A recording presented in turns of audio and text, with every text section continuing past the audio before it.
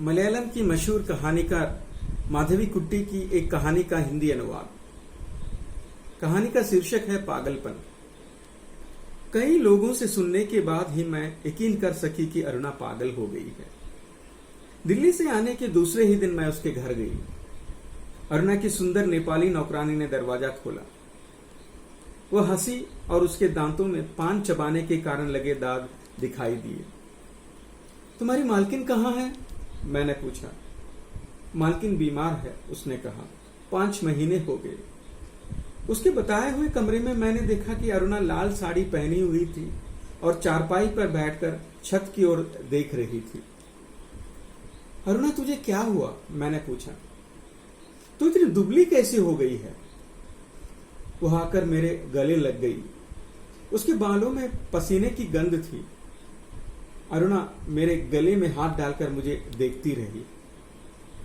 तू इतनी दिनों से मुझे मिलने क्यों नहीं आई? उसने पूछा। क्या तू मुझे नापसंद करने लगी? बता, तुझे कौन नापसंद करने लगा?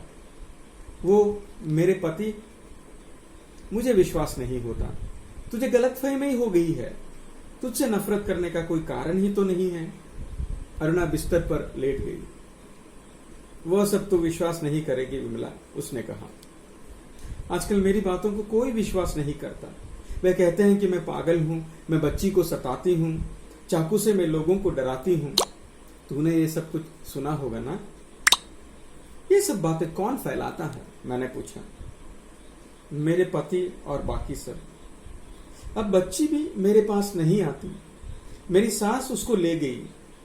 पिछले महीने जब मैंने रोकर हल्ला मचाया तब वे बच्ची को लेकर आए, लेकिन बच्ची ने दरवाजे पर खड़ी होकर कहा, मां तू पागल है। ये सब कैसे शुरू हुआ? मैंने पूछा। मुझे याद नहीं है, अरुणा ने कहा।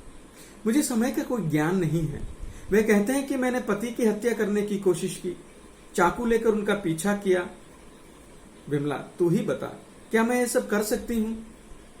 मैंने केवल सिर हिलाया। पड़ोसी मुझसे डरते हैं। उन्होंने मेरी नौकरानी से पूछा कि मेरे पति मुझे पागलखाना क्यों नहीं ले जाते। किसने कहा? मैंने पूछा। वही फूलमती, तू उसे जानती है ना? अब वह इस घर की रानी है। अब मेरे पति के साथ बिस्तर भी बांटने लगी है। नहीं अरुणा, यह सब गलत है। तुझे गलतफहमी हो गई होगी, मैंने कहा। मेरी बातों पर कोई विश्वास नहीं करता। वह बुदबुदाई। तू यहां से चली क्यों नहीं जाती? मैंने पूछा। अगर बात सही है तो अपमानित होकर यहां क्यों रहती है? तो अपने पिताजी के पास जा सकती है ना? यह नहीं हो सकता, अरुणा ने कहा।